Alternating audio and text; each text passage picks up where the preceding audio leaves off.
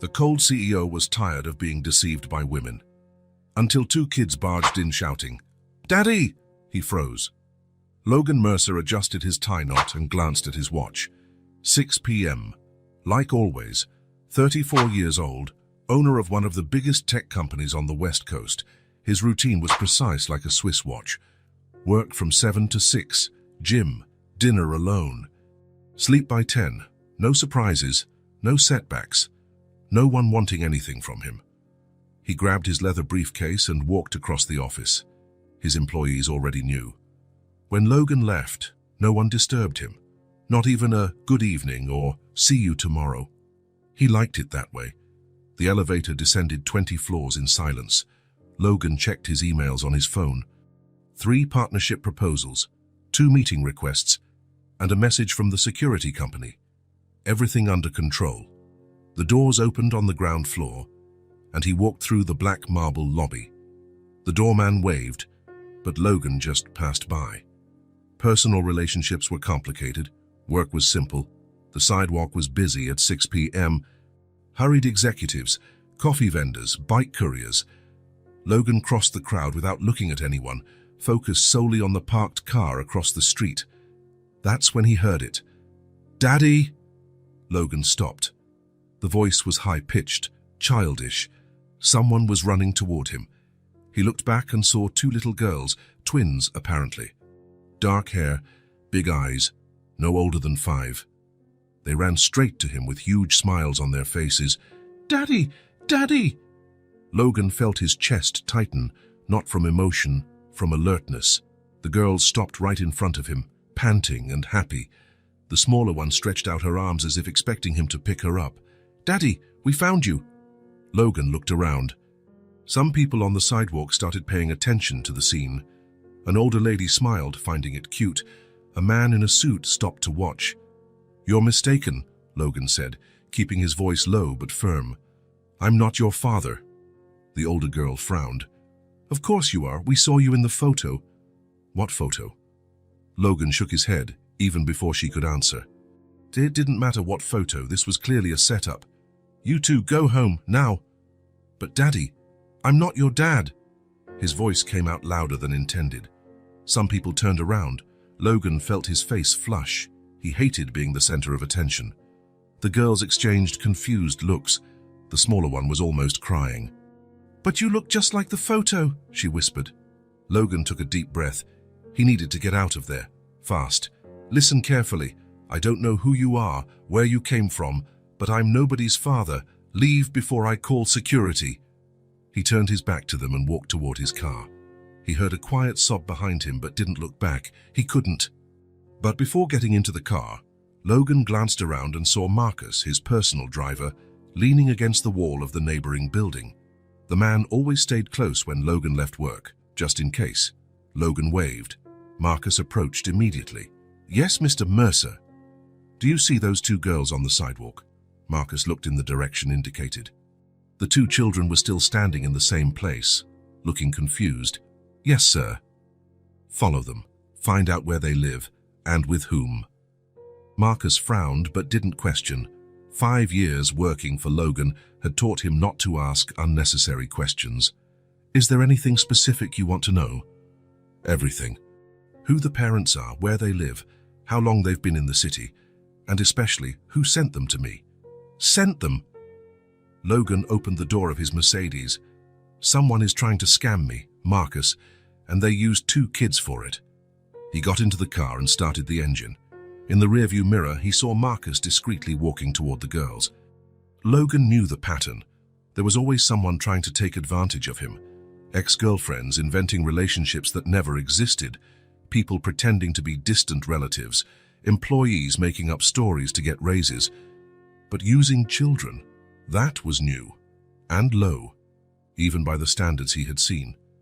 He pressed the accelerator and drove away from the building. Marcus was competent and discreet. In a few hours, he would know exactly what was going on. He turned on the radio to push away his thoughts, but the girls' voices kept echoing in his head. "Daddy, we found you." He shook his head. He wasn't going to fall for that. He had fallen for setups before when he was younger and more naive. people approaching pretending genuine interest, only to later ask for money, favors, connections.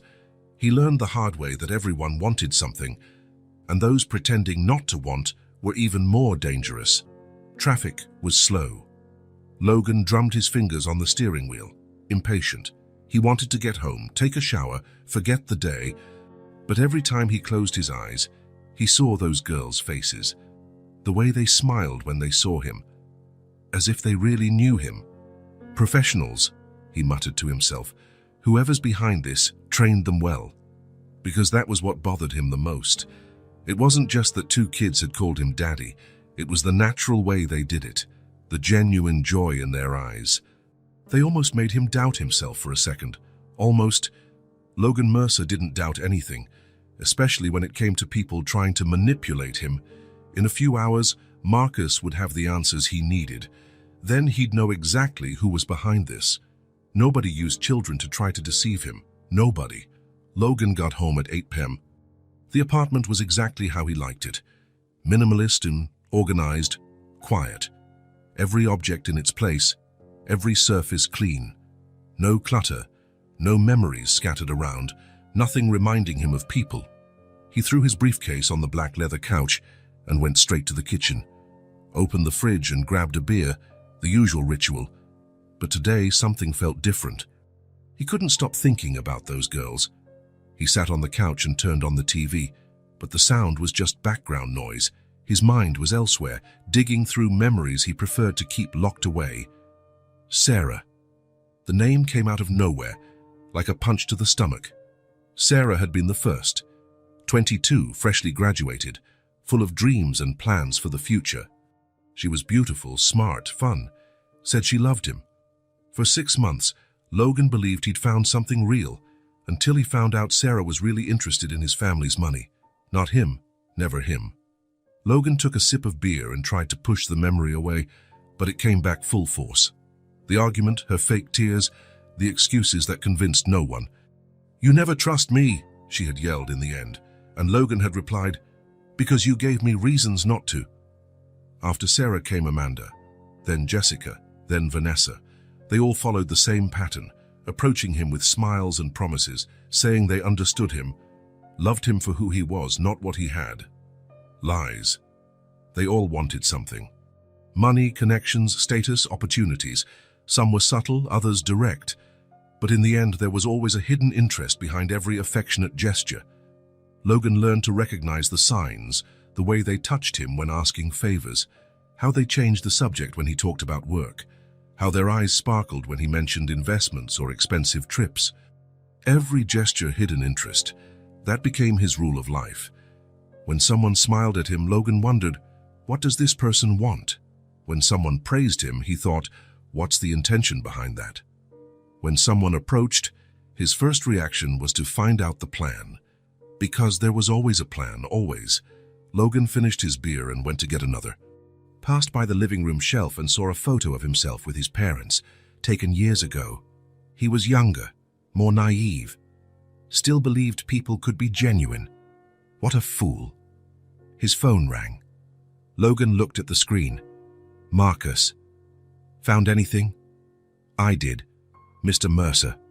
Do you want me to come over or explain over the phone? Come here. Logan hung up and went to the window. The city sparkled below, full of people probably lying to each other at this very moment, pretending feelings they didn't have, promising things they wouldn't keep. 20 minutes later, Marcus rang the doorbell. Come in, Logan said, opening the door. What did you find out?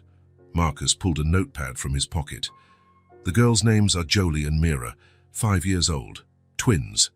Logan crossed his arms. Go on.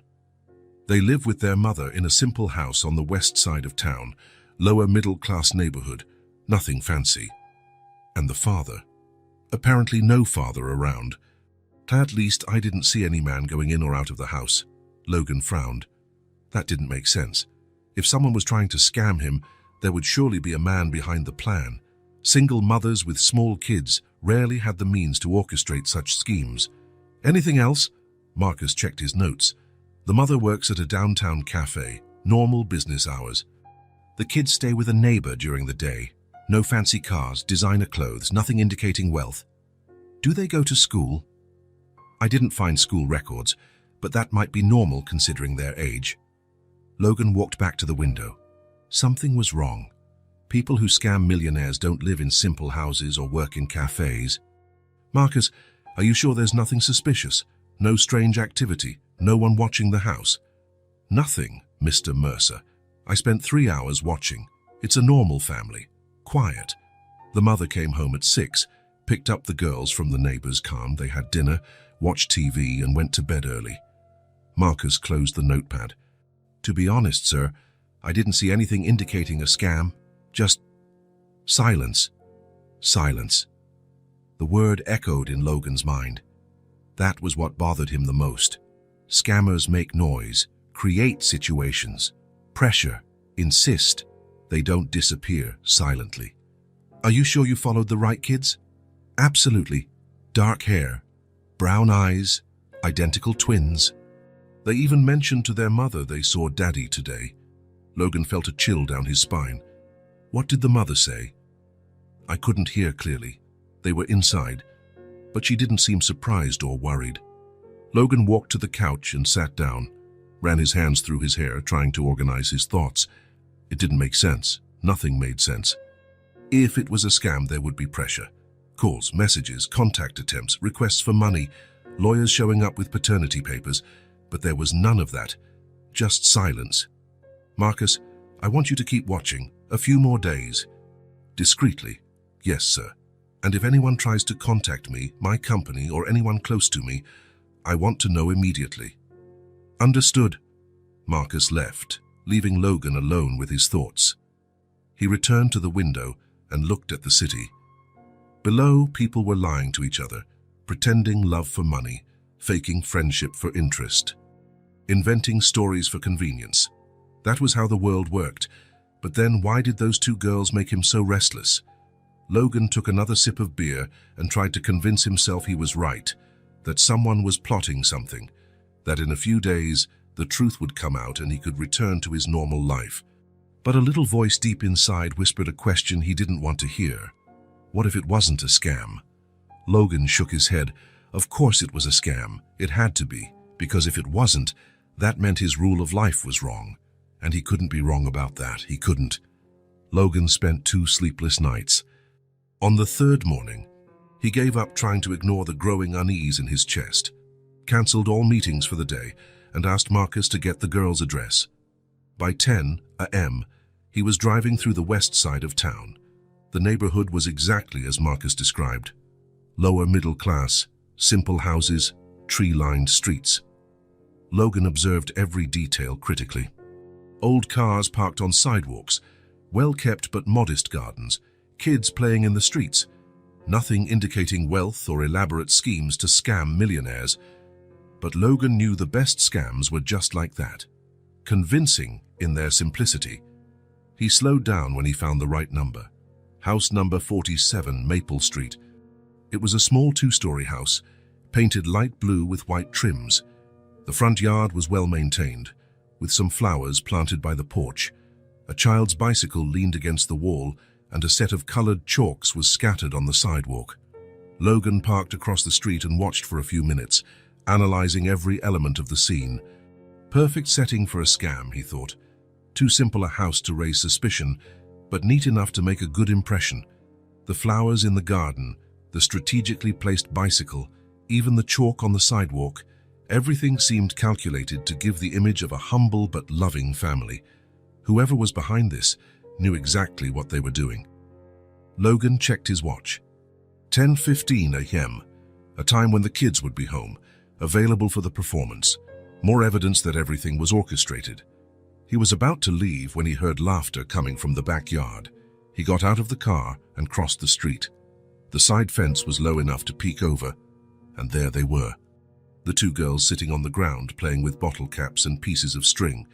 The smaller was trying to tie the string around a cap, while the other had already made a sort of makeshift yo-yo. Look, Mira, I made it spin. Let me try. They laughed as the cap slipped from the smaller one's hands and rolled across the yard. Logan watched coldly.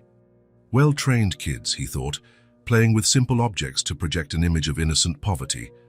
The performance was rehearsed down to the smallest detail, but he had to admit, whoever trained them did an excellent job. They seemed genuinely absorbed in the game. That's when the older one looked toward the fence and saw him. Mira! Look! The two dropped the caps immediately and ran to the fence, huge smiles on their faces.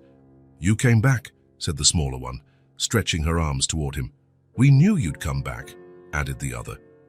Logan kept a neutral expression. The kids were good actors, he had to admit. The smiles looked genuine, the joy in their eyes convincing. How did you know? Because you're our daddy, said the smaller one, as if it was the most obvious thing in the world. And daddy always comes back, added the older. Logan almost laughed at the performance. Whoever was behind this had trained the girls well. Every line was perfectly crafted to hit the emotional chord. Come, come, they said at the same time, motioning for him to come closer. The girls ran toward the house, one shouting, Mom, he's here! Daddy's here! Logan walked to the front door, mentally preparing to face the real mastermind behind the farce. Who could it be? A professional scammer, someone who knew his past and decided to use it against him. He knocked. Footsteps approached from inside.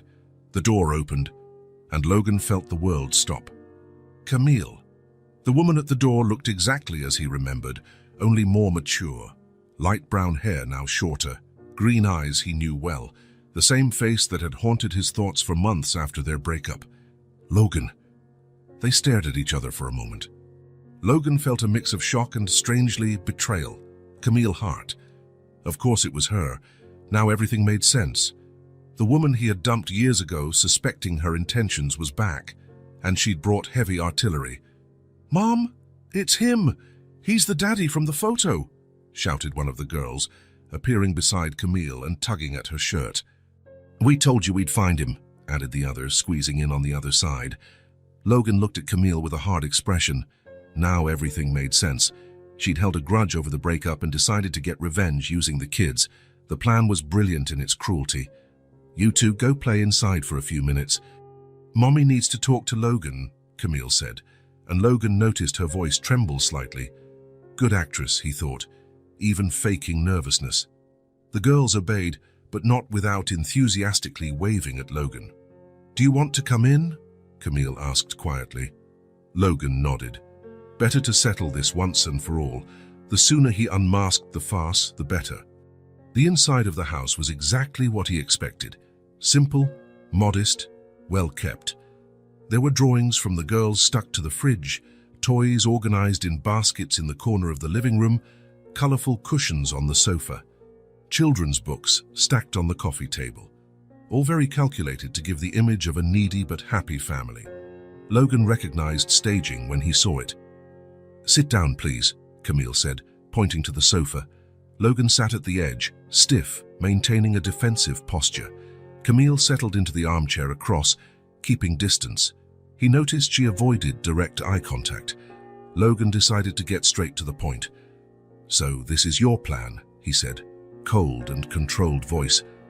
My plan? Camille asked, and Logan saw a genuinely confused expression cross her face. Either she was an exceptional actress, or, no, he wasn't going to fall for it again. Using kids to try to extort me. I admit it's creative, Camille. More elaborate than I expected from you. Camille's face visibly paled. Logan, you don't understand. They are what, my daughters? Logan laughed bitterly. Please, do you think I'm stupid? They are your daughters, Camille said, voice growing firmer. But Logan detected a tremor beneath the determination. Of course they are. And you decided to show up now, 5 years later, because I didn't show up. They came looking for you. Logan stood and started pacing the room, analyzing every object, every picture on the wall. Everything seemed too authentic. What kind of scammer would invest so much in set design? Let me guess the story you made up, he said, stopping in front of a shelf with children's books. You found out you were pregnant after we broke up. Tried to reach me, but I wouldn't listen. So you decided to raise them alone. Spent years fighting, working hard, being a heroic mum.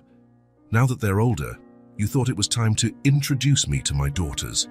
Logan turned to face Camille. What are you waiting for? Back child support, money for education, a better house? Or will you just ask for a lump sum to disappear? Camille was silent for a long moment, and Logan saw tears forming in her eyes. Once again, the performance was convincing. "It's not like that," she said quietly, voice almost breaking. "Not like that? Then explain it to me. And please spare me the drama." Camille took a deep breath, clearly trying to control herself. "You ended things with me, Logan. Said I was trying to take advantage of you. That all women did that. And I was right, apparently." Logan saw Camille flinch as if slapped. "I found out I was pregnant 3 weeks after you kicked me out." Logan crossed his arms. "And you didn't reach out because you made it very clear what you thought of me, how you would react if I showed up pregnant. Exactly how I'm reacting now." "That's why I said nothing," Camille said, a tear running down her face. "That's why I decided to raise them alone, and I did." Logan studied her expression. Either Camille had become an extraordinary actress, or no. He couldn't let himself be fooled by tears. He'd fallen for that before. "For 5 years you planned this moment." "For 5 years I tried to forget you." Camille's voice came out louder than she intended. She glanced quickly toward where the girls were and lowered her tone. "Logan, do you think it was easy raising 2 kids alone, working 2 jobs to pay for diapers, staying up nights when they were sick, with no one to help?" Her voice was loaded with an emotion that seemed too real to be faked. "Do you think I wanted to remember you every day looking at their faces, seeing your eyes in them, your stubbornness, your expressions?" Logan kept his cold expression, but something inside him wavered for a second. "Then why did they come looking for me now?" Camille wiped her eyes with the back of her hand. "They found a picture of you in an old box, asked who it was. I told them it was their dad, and then they came up with the plan together." There was no plan. The frustration in Camille's voice seemed genuine. "They got curious, searched your name on the internet, found articles about your company, decided to find you on their own. 5-year-olds don't decide things like that, Camille. Someone planted that idea in their heads." "Nobody planted anything. They just wanted to meet their dad. And you did nothing to stop them. I tried to dissuade them, explained you were very busy, that maybe you wouldn't want to meet them." "Sure you did." At that moment, the girls appeared at the living room door. Logan noticed they looked genuinely worried about the tone of the conversation. "Mom, why are you two fighting?" one of them asked. Logan looked at the two. He had to admit, whoever trained them had done an exceptional job. The concern in their eyes looked authentic. "We're not fighting, sweetheart," Camille said, forcing a smile that fooled no one. "We're just talking about grown-up things. Can you play with us?" asked the other girl, looking directly at Logan. Logan studied them. There was something in their expressions that bothered him. They didn't seem to be acting. They seemed truly innocent, but he couldn't be fooled. Not again. "Maybe later," Logan answered coldly. The girls looked disappointed but went back to the other room. "Logan," Camille began, but he interrupted her. "I want a DNA test," he said, looking directly at her. Camille didn't seem surprised by the request. "Of course, take as many tests as you want." The promptness of the response caught him off guard. Scammers usually resisted tests, tried to buy time. "Sign, I'll schedule it for this week." "No problem." Logan headed to the door but stopped. "And just to be clear, if these girls really are mine, we'll settle this legally. With lawyers, the right way." "And if they're not?" Camille asked quietly. Logan stared at her. "Then you'll have to explain to them why you made up such a cruel story." Camille closed her eyes for a moment, as if trying to hold herself together. "They'll get hurt if you just disappear again, Logan. Then you should have thought about that before starting this farce." "It's not a farce," she said, voice almost a whisper. Logan walked toward the door. Camille followed, keeping her distance. On the porch, she tried once more. "Logan, I know you don't believe me. I know you think this is some kind of scam. But please, don't hurt these girls because of what you think of me. If they really are my daughters, I'll do what's right, legally. And if you find out they really are your daughters, what will you do then?" Logan stopped halfway down the stairs. "I'll take financial responsibility." "Only financial?" Logan didn't answer. He went down the rest of the steps and walked to the car. Before getting in, he looked back. Camille was on the porch, eyes red. The girls appeared beside her, drawn by the movement. "Bye, Daddy," they shouted, waving. "Come back soon." Logan got in the car without waving back. Driving home, he tried to organize his thoughts. Camille seemed different from how he remembered, more mature, stronger, and there was something in her tears that seemed too real, but he couldn't trust his own instincts. He had been fooled before by women who seemed genuine. One question hammered in his mind. Why had Camille accepted the DNA test so easily? Scammers usually tried to avoid concrete proof, bought time, made excuses, changed the subject, but Camille hadn't hesitated even for a second. Logan shook his head, pushing doubts away. Women like Camille were experts at faking emotions. She had probably rehearsed every tear, every gesture of pain. He wasn't going to fall for it again. He wasn't. The envelope arrived Monday morning. Logan was at the office, trying to focus on quarterly reports, but his mind kept drifting to that blue house on Maple Street. It had been 3 days since the visit, 3 days avoiding thinking about the possibilities. When the secretary knocked on the door, he immediately knew what it was. "Mr. Mercer, this arrived for you. Special delivery." Logan took the white envelope with the lab's logo. His hands trembled slightly as he tore the seal. For a moment, he hesitated. Once he opened that envelope, his life would change forever, one way or another. Paternity test result. He skimmed the technical text quickly, looking for the numbers that mattered. 99.99% probability of paternity. He is the father. Logan dropped the paper on the desk as if it was burning. He stared at the document for several minutes, the words seeming to move on the page. He is the father. All his theories about scams and setups collapsed in a second. Camille wasn't lying. The girls weren't trained actresses, they were his daughters. They had been his daughters from the first moment they ran to him shouting, "Daddy!" His daughters. Logan stood and walked to the window. Down below, the city went on as usual. People walking sidewalks, cars passing, the world continuing as if nothing had changed. But for him, everything had. There were 2 people in the world carrying half his genes, existing because of him, who had spent 5 years waiting to meet him, and he had rejected them. Worse, he had accused their mother of making up a cruel farce. He had looked at 2 innocent children and seen lies where there was only love. Logan returned to his desk and reread the result. 99%. There was no doubt. Jolie and Mira were his daughters. He picked up the phone and cancelled all his appointments for the day, cancelled the afternoon meetings, told his secretary to reschedule everything for the rest of the week. He needed to go back to that house. He needed to apologize. The word sounded strange even in his own mind. Logan Mercer didn't apologize. Logan Mercer was always right, always one step ahead, always knowing what people really wanted. But Logan Mercer had also never found out he was the father of 2 5-year-old girls. He drove to Maple Street in complete silence, no music, no calls, just him and his thoughts. He rehearsed mentally what he was going to say. How do you apologize for accusing someone of using kids to extort you? How do you explain 5 years of absence? How do you ask forgiveness for rejecting your own children? There was no manual for that, no business protocol that prepared him for that moment. He parked in front of house number 47 and sat there for a few minutes. The house looked exactly the same, but Logan saw it with different eyes now. It was no longer a set for a scam. It was his daughter's home.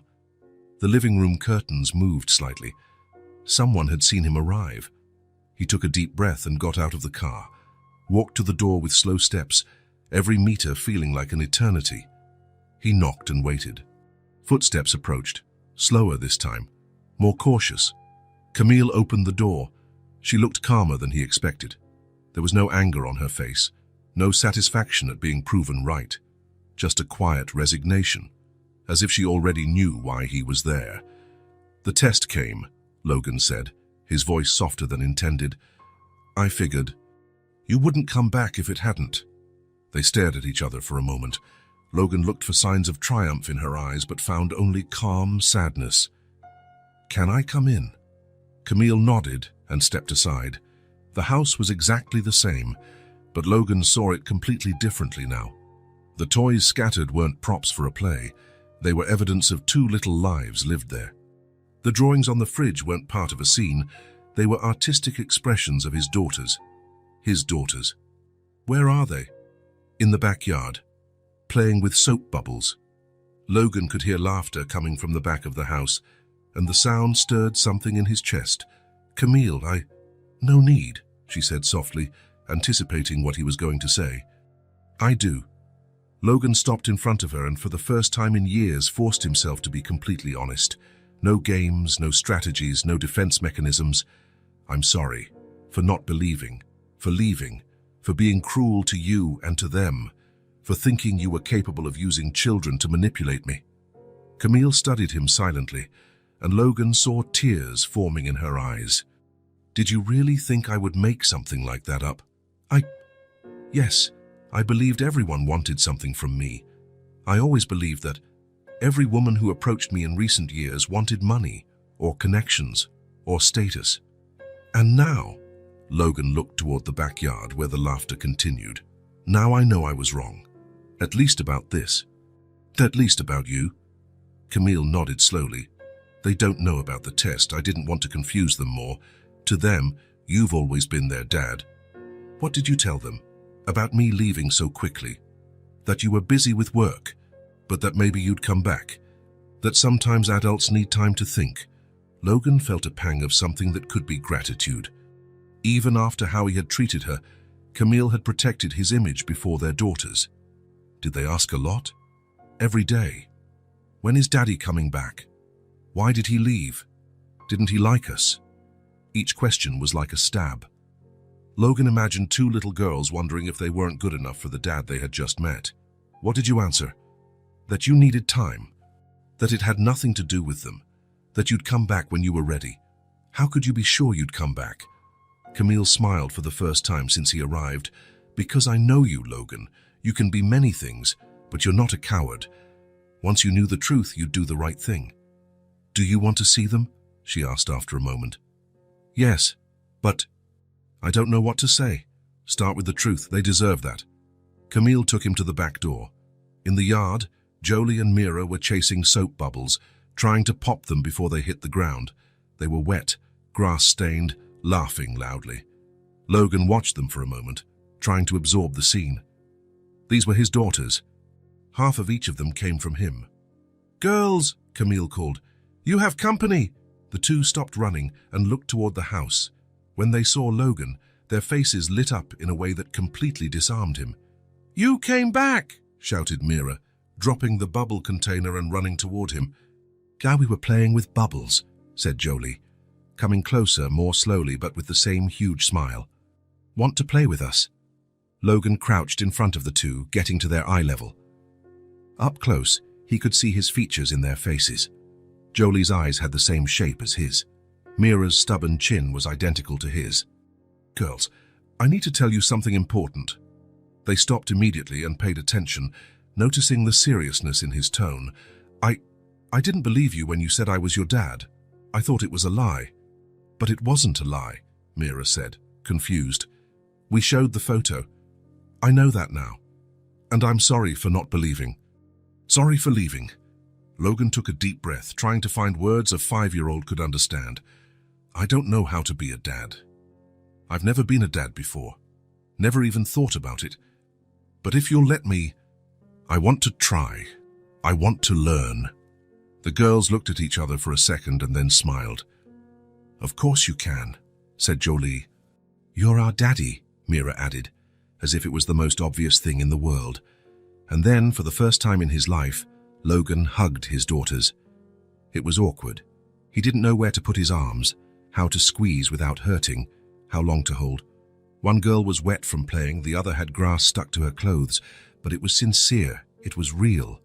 The girls snuggled against him as if it was the most natural thing in the world, as if they'd been waiting for that hug for 5 years. "Are you staying for lunch?" Mira asked as they parted. Logan looked at Camille, who nodded. "I'll stay." And he did. He ate ham and cheese sandwiches at the small kitchen table while the girls babbled about everything and nothing.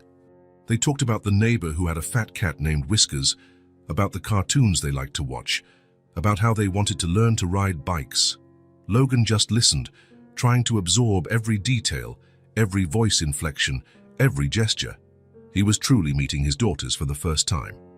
After lunch, the girls insisted on showing the drawings they'd made during the week.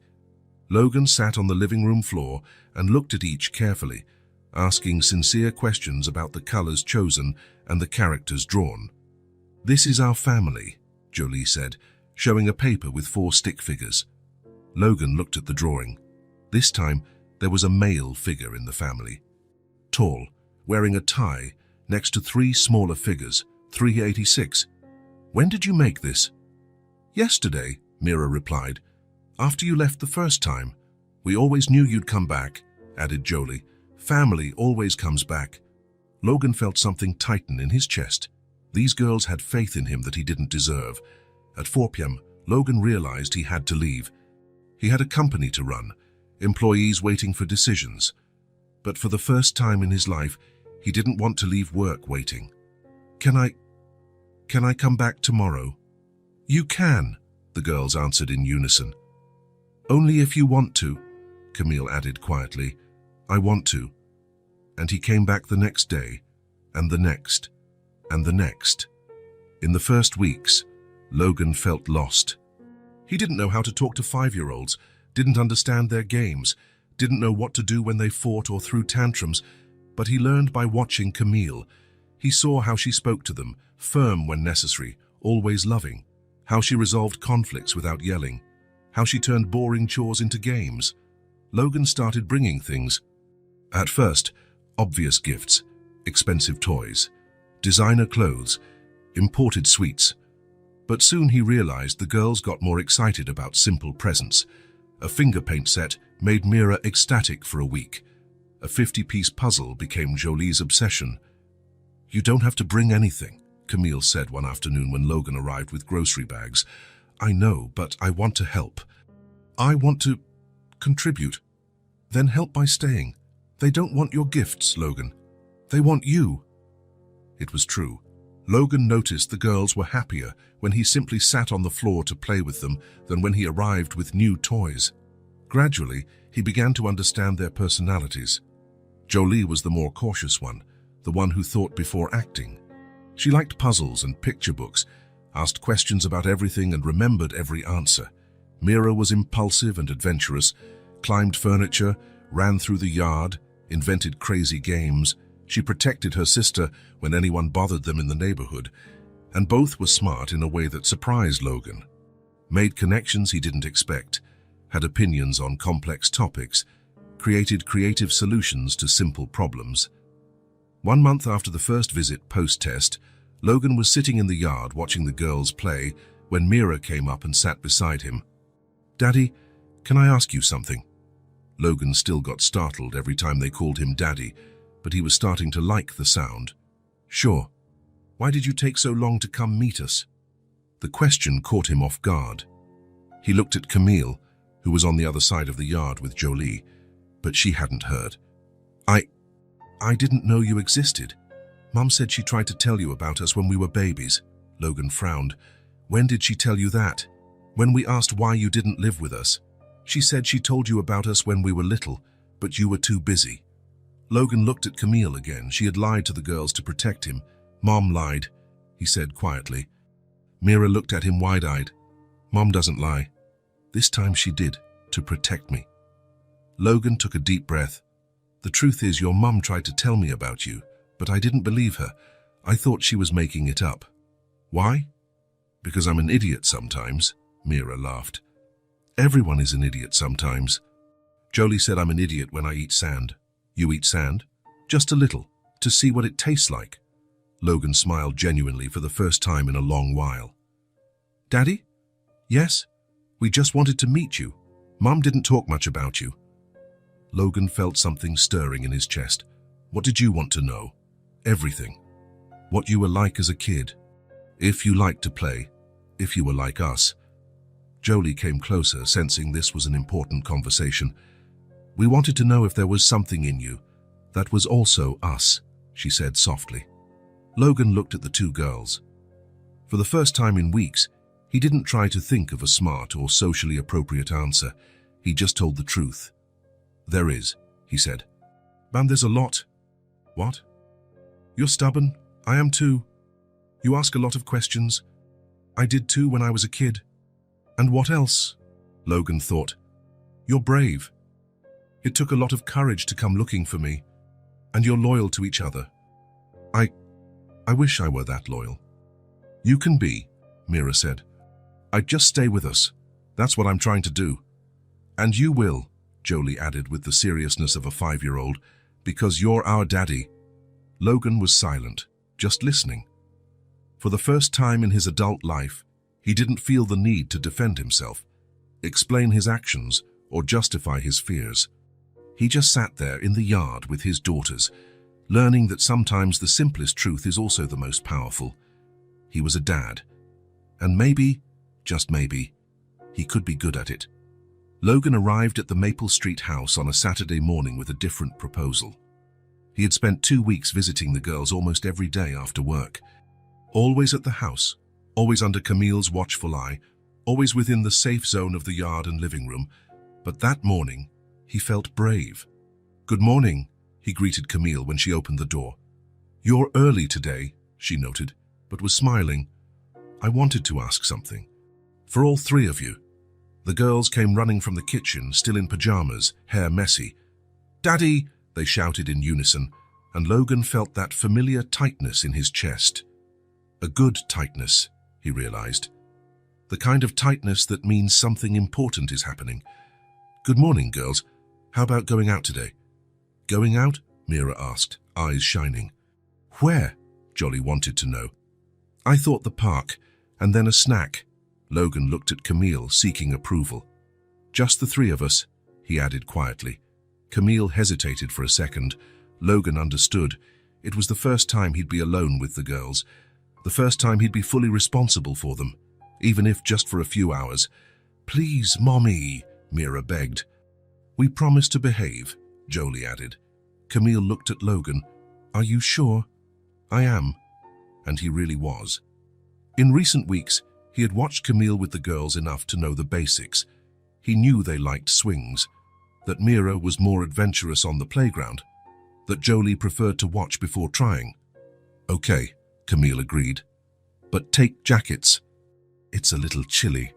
The girls screamed with joy and ran to get dressed. 20 minutes later, Logan was driving through town with 2 kids in the back seat, singing a song he didn't know and clapping out of rhythm. He looked in the rearview mirror and saw Jolie and Mira completely absorbed in the music, without a care in the world. When was the last time he felt like that? Completely in the moment, without thinking about work, problems, responsibilities. He couldn't remember. The park was crowded for a Saturday morning. Families spread on the grass, kids running in all directions, parents pushing swings and shouting, "Watch out," every now and then. Logan felt slightly intimidated. All the other parents seemed to know exactly what they were doing. "Where do we go first?" he asked. "Swing," Mira shouted. "Seesaw," Jolie said at the same time. They looked at each other and laughed. "Swing first," Jolie decided, "then seesaw." Logan followed them to the swings area, watching how they ran fearlessly, as if the whole world belonged to them. "Do you know how to push a swing?" Mira asked, already climbing into one of the seats. "I think so," Logan answered, positioning himself behind her. "Not too hard," Jolie warned, climbing onto the swing next to her. "Mira likes it hard, but I don't." Logan pushed Mira first, gently. She laughed. "Harder." He pushed a little harder. She screamed with joy. "More!" Logan looked at Jolie, who was swinging slowly, content with the gentle motion. "Everyone is different," he murmured to himself. "What?" Jolie asked. "Nothing, just thinking out loud." For 40 minutes, Logan pushed swings. Then they went to the seesaw. Then the slide. Mira climbed up running and slid down screaming. Jolie climbed slowly and slid down quietly, laughing. Logan stayed under the slide, ready to catch anyone who lost balance. They didn't. They were much more coordinated than he imagined, but he liked being there, liked being needed. "Daddy, come play with us," Mira shouted from the top of the slide. "I don't fit up there." "Of course you do. Come." Logan looked around. There were some parents at the playground, but none climbing on the equipment with their kids. "Go on, Daddy," Jolie encouraged. "You're brave. You're brave." Logan climbed the little ladder of the slide, feeling ridiculous. His long legs barely fit in the space meant for kids. But when he got to the top and saw the girls laughing at him, he didn't feel ridiculous anymore. He felt included. "Now go down," Mira commanded. Logan slid down, legs bent awkwardly, trying not to knock over any kids on the way. The girls laughed so much that other children came to see what was happening. "Look, his daddy is playing on the slide," a girl said admiringly. Logan felt a strange pride. After the park, they went to a small diner across the street. Logan let the girls choose what they wanted to eat. Mira ordered pancakes with chocolate syrup. Jolie ordered grilled cheese sandwich. "And to drink?" the waitress asked. "Apple juice," they both said together. Logan ordered coffee and watched the girls eat. Mira smeared her whole face with chocolate syrup. Jolie ate meticulously, one bite at a time. "So is it good?" he asked. "Very," Mira answered with her mouth full. "The best sandwich in the world," Jolie declared. Logan smiled. It was probably an ordinary sandwich, made with ordinary ingredients in an ordinary diner, but to Jolie, it was the best in the world. When was the last time he thought something was the best in the world? "Daddy, aren't you going to eat anything?" Mira asked, noticing he was only drinking coffee. "I'm not hungry." "Want a bite of my pancake?" Mira held out her fork with a dripping piece of chocolate syrup. Logan hesitated. The pancake was messy, the fork probably covered in kids' saliva, but he took it anyway. "It's good," he said. And it was true. "I know," Mira said proudly. "I pick pancakes very well." After the snack, they went back to the park. The girls wanted to play on the grass, so Logan sat while they invented a game where they were explorers looking for treasures. "You have to help us," Jolie said. "You're the map. How am I a map?" "You say where the treasure is," Mira explained, as if it was obvious. Logan looked around and pointed to a distant tree. "The treasure is buried near that tree." The girls ran off. Logan followed, watching how they examined every leaf, every twig, completely absorbed in the game. They found a shiny little stone. "Toys, it's a diamond," Mira announced. "We're going to be rich," Jolie agreed. "We'll split it 3 ways," Mira decided. "1 piece for me, 1 for Jolie, 1 for Daddy." Logan looked at the ordinary stone they treated like a diamond. "Thank you," he said seriously. "I'll keep it very carefully." They played for another hour, chased butterflies, made flower crowns. Tried to teach Logan to do somersaults. He couldn't. When it started to get cold, Logan suggested going home. "Already?" Mira complained. "Your mom is waiting," Logan said. In the car, the girls were quieter, tired after a full day of playing. Jolie started to doze in the back seat. When they arrived at Maple Street, Camille was on the porch waiting. "How was it?" she asked. "It was perfect," Mira replied, jumping out of the car. "We played on the slide and Daddy played too," Jolie added, more awake now. "We found a diamond." Mira showed the little stone. Camille smiled and looked at Logan. "A real diamond, impressive." "It was quite a day," Logan said. The girls ran inside to tell their mom all the details. Logan stayed on the porch for a moment, just breathing. There was something different about him, something he couldn't name. Jolie ran back and stopped in front of him. "Daddy?" "Yes." She hugged him tightly, squeezing with all the strength a 5-year-old can. It was the best day, she whispered against his chest. Logan felt something breaking inside his chest. Something good breaking, like a wall he didn't know existed had crumbled. He hugged Jolie back, and this time it wasn't awkward, it was natural. "Me too," he said quietly. And it was true. When Jolie let go and ran back inside, Logan stood on the porch for a few more minutes. Camille approached. "Are you okay?" Logan looked at her and smiled. A genuine smile, unlike any he'd given in years. "I am," he said. And for the first time, he didn't try to analyze what he felt, didn't look for second intentions or hidden agendas, didn't question if he was making the right decision. He just knew, with a certainty that came from somewhere deep inside. that he didn't want to be away anymore, didn't want to miss a single day of his daughter's lives, didn't want to be a stranger to the two people who called him Daddy so naturally. Camille? Yes? Can I start coming every day, not just some days a week? Camille studied his face. Are you sure? Absolutely. Then yes. They'll love that. Logan nodded and walked to the car.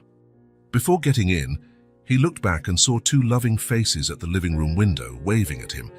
He waved back and drove home, knowing his life had changed forever. This time, for the better. Logan got home at 9 p.m. The apartment greeted him with the same silence as always. White walls, minimalist furniture, clean surfaces with nothing out of place. Everything exactly how he liked it, or how he used to like it. He tossed his keys on the metal tray by the door and stood in the entrance hall, just listening. Silence. Absolute silence. He walked to the living room and sat on the black leather sofa, turned on the TV but left it muted, didn't want sound, just movement on the screen to break the stillness of the room. A few weeks ago, that ritual calmed him, coming home and finding peace in the emptiness. No noise, no chaos, no one wanting his attention or asking questions. But now the silence felt wrong. Logan got up and went to the kitchen, opened the fridge and stared at the neatly organized shelves, water, green juice, leftover Japanese food. Everything tidy, everything clean, everything lifeless. When was the last time he had eaten something homemade? When was the last time his kitchen served any purpose other than storing drinks and takeout? He closed the fridge and returned to the living room. The contrast was stark. A few hours ago, he was in a small, noisy diner, watching Mira smear chocolate syrup on her face and Jolie meticulously eating her sandwich. There was life there, movement, laughter, organized chaos. Here there was only emptiness. Logan walked to the window and looked down at the city, bright lights, cars passing, people living their lives. From where he was, everything seemed small and distant. He had always liked that feeling, being above it all, watching without participating, controlling without getting involved. But now he felt isolated. He returned to the couch and picked up his phone. There were 3 work messages, 2 meeting proposals for the next week, and a notification that his bank account had received dividends. Nothing requiring his immediate attention, nothing that made him feel needed. Logan put down the phone and looked around the room. Every object had been chosen carefully. The glass coffee table, modern lamps, imported rug. All expensive, all beautiful, all perfectly coordinated, all completely impersonal. There wasn't a single personal photo in sight. No open books, magazines tossed on the table, shoes forgotten in the corner. No evidence anyone really lived there. It was a magazine apartment. Beautiful to look at, impossible to live in. Logan got up and walked to the shelf that took up an entire wall of the living room. It was his only concession to personal decoration. Business books, some company awards, a 50-year-old bottle of Scotch whiskey, and a single photo. He took the silver frame and stared at the image. It was him 3 years ago on top of a skyscraper his company had designed. He was alone in the photo, standing on the edge of the helipad, the city sprawling behind him like a carpet of lights. It was his favorite photo. It represented everything he had achieved: success, power, independence. At that moment, he felt on top of the world, literally. Logan always looked at it when he needed to remember who he was, what he had conquered, how good it felt to be in control of his own life. But now, looking at the photo, he only saw a lonely man. Before, this silence protected me, he murmured to himself. Now, it pushes me away. It was true. For years, he had used silence as a shield. He'd come home after days full of people wanting something from him and found peace in emptiness. No one to impress. No one to distrust. No one to disappoint. Silence was safe. But it was also dead. Logan put the photo back on the shelf and walked back to the window. He remembered the noise at the Maple Street house, Jolie and Mira laughing, arguing, singing off-key, Camille in the kitchen preparing lunch, the sound of the TV on a cartoon, footsteps running down the hallway. Life happening. When was the last time he'd heard someone laugh in his house? When was the last time someone ran through his halls? Never. Since buying the apartment 5 years ago, it had been just him, alone with his thoughts, fears, need for control. Logan returned to the sofa and sat again, picked up the photo a second time. The man in the image looked confident, successful, satisfied, but Logan knew the truth. That day on top of the building, he felt empty. He had just broken up with a girlfriend he suspected was only interested in his money. He was surrounded by employees who agreed with everything he said. He had just closed a $1 million deal that didn't excite him. Success, but no happiness. Power, but no purpose. Independence, but no connection. For the first time since taking that photo, it didn't represent victory. It represented isolation. Logan remembered Jolie's hug a few hours earlier. It was the best day, she had said, and it was true. For her, a simple day at the park and a pancake at an ordinary diner was enough for complete happiness. When was the last time Logan had felt that way? Completely satisfied with something simple. He couldn't remember. He had spent so much time building walls, protecting himself from people who might want to take advantage of him, that he ended up protecting himself from the possibility of something real. The phone rang. Logan looked at the screen. Work. Probably some problem that could wait until tomorrow, but someone considered urgent. He let it ring until it went to voicemail. 5 years ago, he would have answered immediately. Work was his priority, his obsession, his identity. But today he had discovered something more important than work. He had discovered what it meant to be needed. Not because he was rich or powerful, but because 2 little girls called him Daddy and really wanted him there. Logan got up and walked to the bedroom. It was as impersonal as the rest of the house. Made bed, everything in place, no evidence of a life being lived. He opened the closet and looked at the rows of identical suits. Black, grey, navy blue, all expensive, all perfect, all the same. When was the last time he had dressed for anything other than work? At the park today, he'd felt overdressed in his dress pants and shirt. The other families wore jeans and t-shirts, clothes for playing and getting dirty, living. Logan closed the closet and returned to the living room. He sat on the sofa and looked around again. Everything he had built, everything he owned seemed inadequate now. Not inadequate in value or quality, but inadequate for the kind of life he was beginning to imagine. A life with 2 girls running through the halls. A life with drawings stuck on the fridge. A life with noise, chaos, and laughter echoing through the walls. A life with purpose beyond success. Logan grabbed his phone and opened the photo gallery.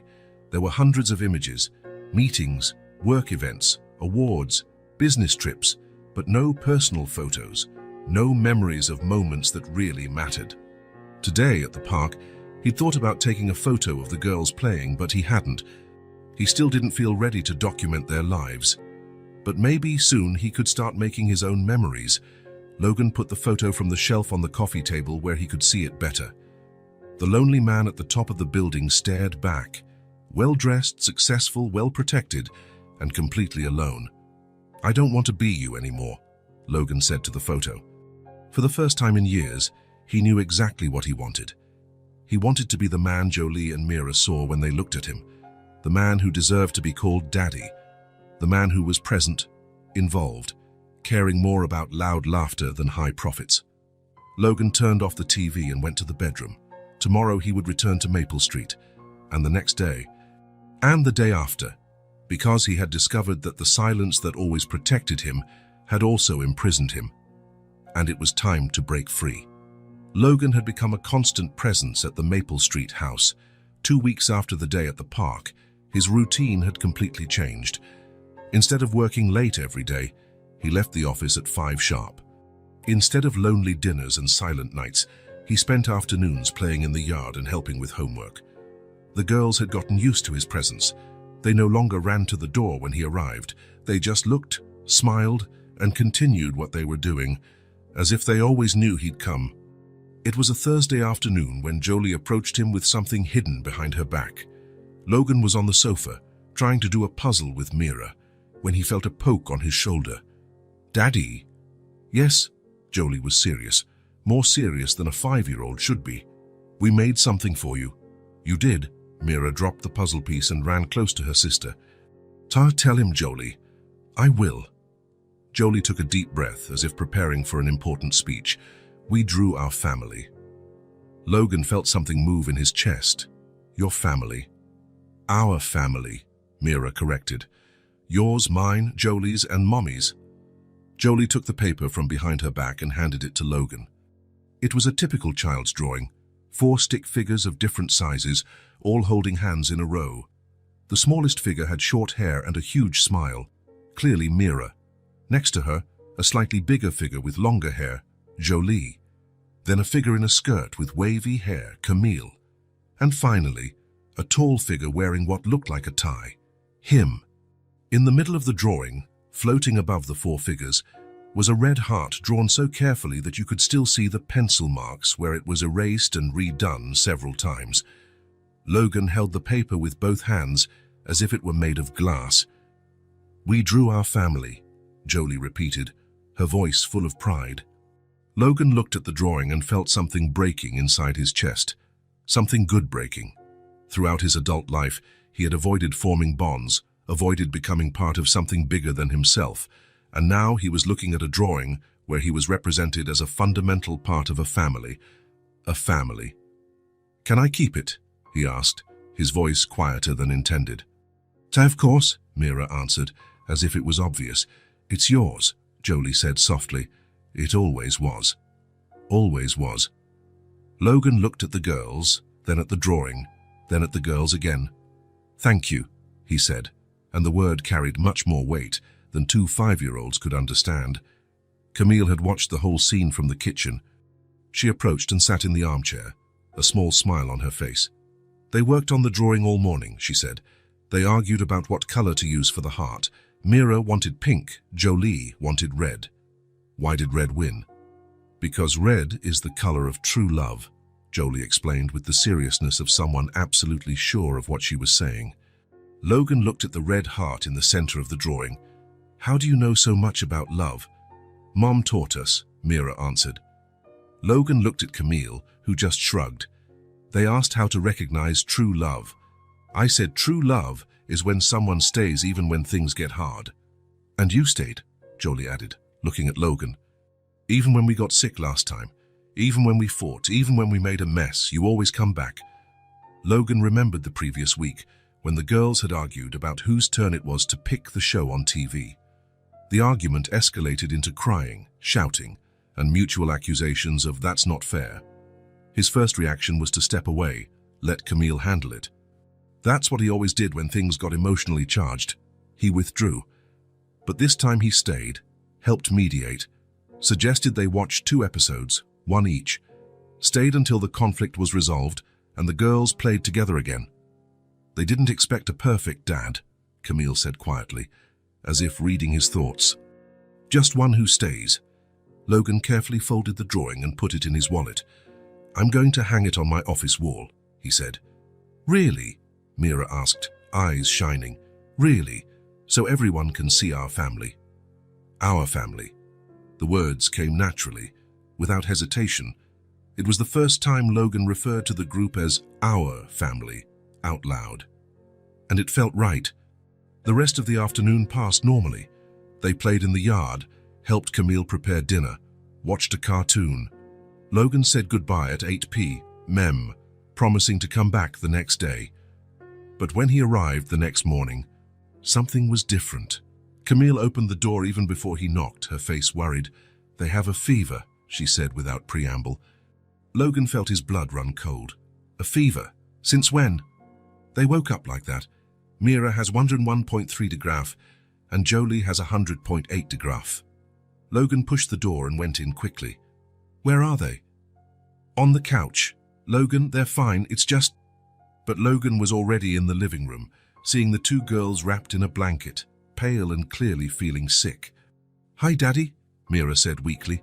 We're not feeling well today, Jolie added, as if apologizing. Logan knelt in front of the couch and put his hand on each of their foreheads. They were too hot, way too hot. I'm taking you to the hospital, now. Logan, wait, Camille tried to intervene. It's just a flu. I gave them fever medicine. They're better than an hour ago. But Logan wasn't listening. He was already taking the girls' blankets off. Come on, girls. Let's take a little trip. Daddy, I don't want to go, Mira complained. Just for a little while, the doctor will check on you. Logan carried them in his arms, one on each side, and headed for the door. Logan, it's just the common flu, Camille insisted, grabbing her bag and running after him. Fever is normal. Kids get sick. Not my daughters, Logan answered, something fierce in his voice. In the car, he put the girls in the back seat and turned on the air conditioning. Are you feeling very bad? A little, Jolie replied. My head hurts, Mira added. Logan stepped on the accelerator. Camille, in the passenger seat, tried to calm him. Logan, breathe. A 100.4 degrees fever isn't an emergency. It's a normal response by the body to fight viruses. How can you be so sure? Because I've been through this before. Alone. Many times. The word alone hit Logan like a punch. Camille had faced the girls' illnesses alone for 5 years. Sleepless nights, scares, worries, all alone. But he wasn't thinking about that now. He could only think that his daughters were sick and he needed to do something. The hospital was 15 minutes from the house, but Logan made the trip in 10. He parked at the emergency entrance and carried the girls in his arms again. You didn't have to rush so much, Camille murmured, but was smiling. At reception, Logan identified himself and explained the situation to the nurse. Fever for how many hours? A few hours, Camille answered. Vomiting, diarrhea, difficulty breathing. No. Are they playing? Eating. They ate a little at breakfast, Camille said. The nurse smiled. Sounds like a common flu, but we'll take a look. Logan sat in the waiting room holding the girls. They had cheered up a bit with the change of environment and were watching other people. Daddy is worried about us, Jolie observed. Daddy's worry, Mira replied, as if an expert on the subject. 15 minutes later, they were called for the consultation. The doctor, a calm man in his 50s, carefully examined the girls, checked throat, ears, listened to lungs, checked lymph nodes. Common flu, he diagnosed. Seasonal virus. Very normal at this time of year. Logan felt such relief he almost sat down. Are you sure? Absolutely. Fever medicine when the fever bothers, lots of fluids, rest. In 3 days they'll be fine. No need for antibiotics. Tests, hospitalization? The doctor smiled. First-time dad. Yes, Logan admitted. Normal to worry, but they're fine. Really fine. On the way home, the girls slept in the back seat. Logan drove slowly, checking in the rearview mirror every few seconds to see if they were still breathing normally. Camille was quiet in the passenger seat. Do you think I overreacted? I think you care, she answered. A lot. Logan stopped at a red light and looked back. Jolie and Mira slept leaning on each other, steady breathing, faces finally without the sickly pallor. I've never been afraid of anything, he said softly. Until today. Welcome to fatherhood, Camille murmured. Is it always like this? This fear? Always. It gets better with time, but it never completely goes away. Logan resumed driving. How did you manage alone for 5 years? Because I had no choice, and because I knew they needed me whole, not panicked. Logan thought about that. Thank you for not stopping me from taking them to the hospital. You needed to be sure. I understand. Even if it was overreacting, Camille smiled. Logan, you found out you're a dad just a few weeks ago. You cut years of normal worries into a few intense weeks. It's natural to panic at the first illness. When they got home, Logan carried the sleeping girls inside and laid them on the couch. They didn't even wake up during the transfer. Camille covered them with a blanket and checked their temperatures again. The fever had gone down. They'll be fine, she said to Logan. I know, he answered. Now I know. But he stayed sitting next to the couch, watching them sleep. A few hours earlier, he looked at a drawing where he was represented as part of a family. Now he understood that being part of a family meant much more than being in a drawing. It meant caring, it meant being afraid. It meant that his own peace depended on the well-being of others. It was terrifying, and it was the best thing that had ever happened to him. After the fever episode, something changed in Logan. It wasn't a sudden or dramatic change. It was gradual. like a door that was ajar finally being thrown wide open. He started arriving earlier at Maple Street. Instead of punctual visits after work, he showed up at 4 p.m., sometimes even at lunchtime. He rearranged his entire schedule to have more free time, delegated responsibilities he used to insist on doing personally, cancelled unnecessary trips. "So the girls will think you live here," Camille joked one Friday afternoon, when Logan arrived with a bag of children's books and a watercolor kit.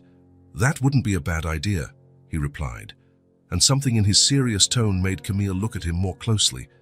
Logan had become a dedicated student of fatherhood.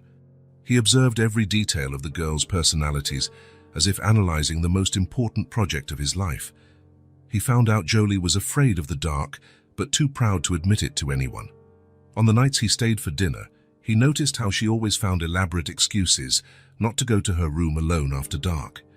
"I need to get my teddy bear," she would say with forced naturalness. "I forgot to brush my teeth.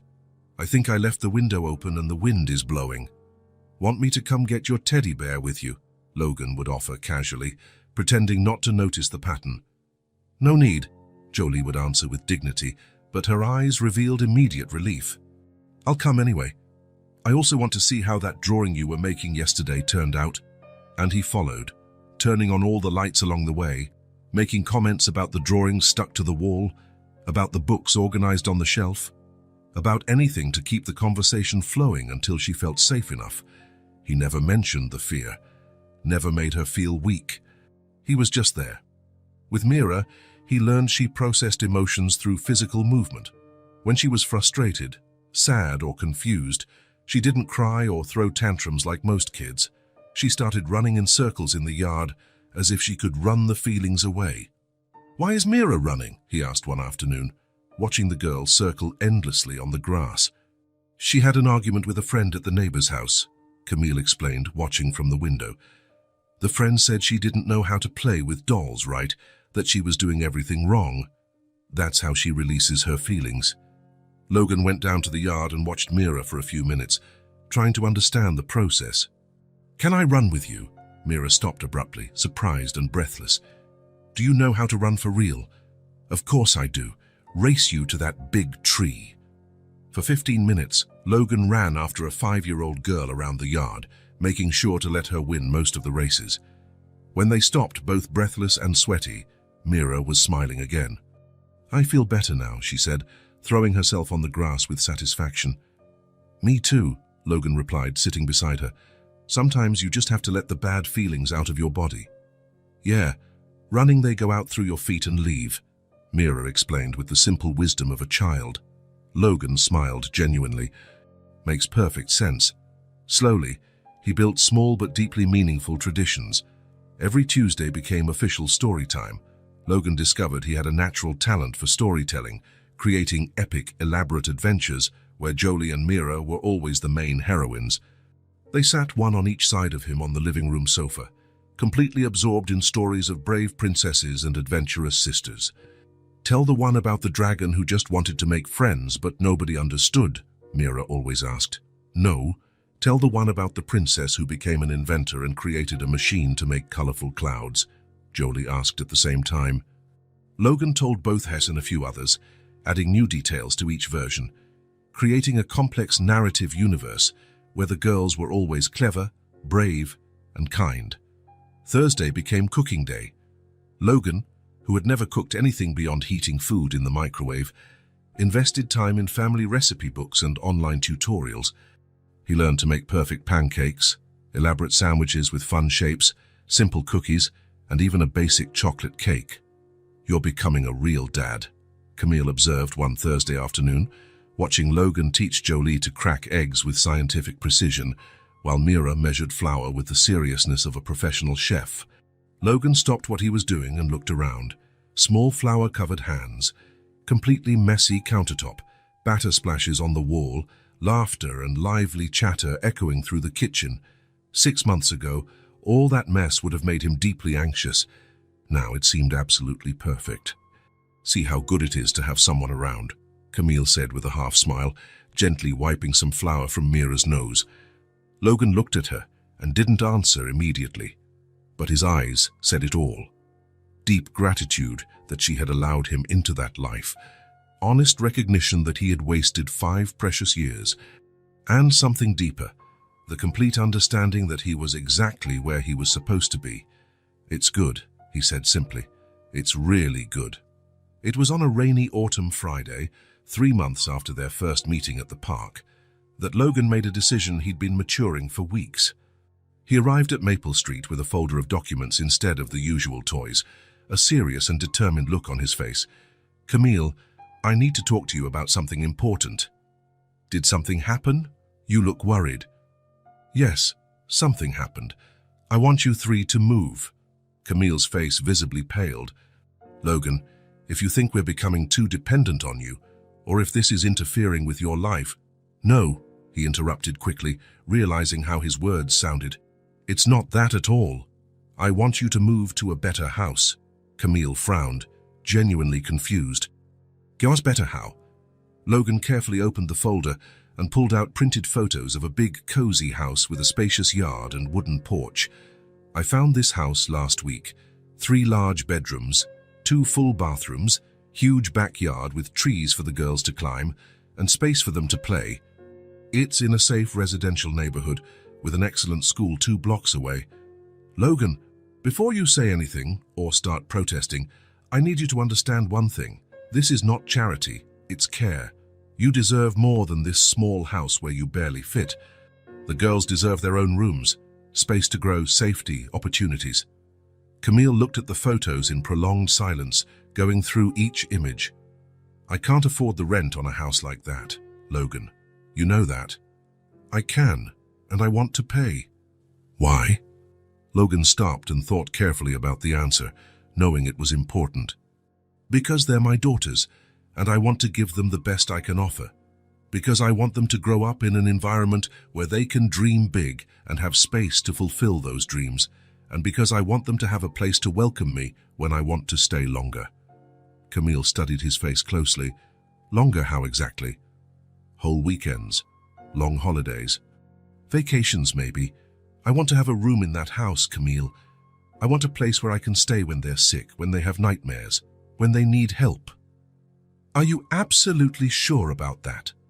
Logan looked toward the yard, where the girls were playing house with cardboard boxes as furniture. "I'm sure I want to be part of their lives for real, every day. And I'm sure you 3 deserve a house where you can grow up without limits." The move happened 3 weeks later, on a sunny November Saturday. Logan hired the best moving company in town, but insisted on helping personally at every step. He carried heavy boxes, assembled new furniture, helped the girls carefully choose how they wanted to arrange their new rooms. "Is this room really just mine?" Jolie asked for the 5th time, spinning in the empty space that was 3 times bigger than before. "Just yours. You can decorate it exactly how you want."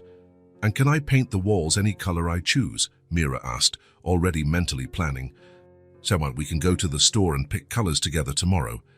The new house completely changed the dynamics of everything. Logan started spending entire weekends with them, arriving Friday night after work and only leaving Sunday after dinner. Gradually, he established his permanent presence in the house. He had his own toothbrush in the bathroom, casual clothes hung in the guest room closet, his fixed spot at the kitchen table. The girls, now with enough space, emotional stability, and an established routine, finally started going to school. Logan made sure to personally attend the first day, helped pick out colorful, fun backpacks, enthusiastically bought all the required supplies, attended the parent meeting as if it were the most important event of his career. "This is our daddy," Jolie proudly introduced him to the teacher. "He teaches us how to make pancakes and tells the best stories in the world," Mira added, proudly nodding. The teacher smiled kindly. "You're very lucky." "We know," the 2 answered in perfect sync. Every Friday became a sacred ritual. When the girls came home from school, they ran straight to Logan to show their weekly notebooks, carefully done homework, drawings made in class, small and big achievements. "Look, Daddy, I learned to write my whole name without anyone helping. Look at this drawing of our family I made in art class. The teacher said my essay on my family was the best in the whole class." Logan kept everything religiously: old notebooks, crumpled drawings, graded tests, loving notes from teachers, all went into special boxes organized chronologically in his office. It was on a sunny December Sunday, 3 weeks before Christmas, that the moment happened Logan would never forget. They were in the big room of the new house, decorating a Christmas tree together. Logan, in his characteristic enthusiasm, had bought a tree too big for the space and more Christmas decorations than 2 kids could use in 5 consecutive holidays. The girls were in total excitement, running from one side of the room to the other, hanging colorful balls on increasingly overloaded branches, creating decorative patterns that only made sense in child logic. Logan was on top of a small ladder, carefully adjusting the golden angel at the top of the tree, when he felt 2 pairs of small arms simultaneously wrapping around his waist. He looked down and saw Jolie and Mira hugging him, both looking up with unusually serious expressions. "Daddy," Jolie said in a quieter voice than usual. "Yes, we love you," she said with absolute clarity and seriousness. "Very, very much," Mira added, squeezing the hug tightly. Logan completely stopped what he was doing. The ladder shook slightly, but he didn't even notice. No one had said those words to him since. He couldn't remember since when, maybe never with such sincerity. He carefully climbed down the ladder and knelt in front of the girls, getting to their eye level. "Do you really love me?" "Of course," Jolie said, as if it were the most obvious thing in the universe. "You're our daddy." "And you love us too," Mira added with the absolute confidence only a child can have. Logan paused, took a deep breath, feeling something moving in his chest, something warm and overwhelming that almost knocked him down. "I love you too," he said in a low voice, but firm and clear. "Very much. More than I ever imagined possible to love anyone in life." The girls smiled simultaneously and hugged him tighter, squeezing against him. "We always knew it," Jolie murmured against his chest. "How did you always know?" "Because you stayed," Mira explained with deep simplicity.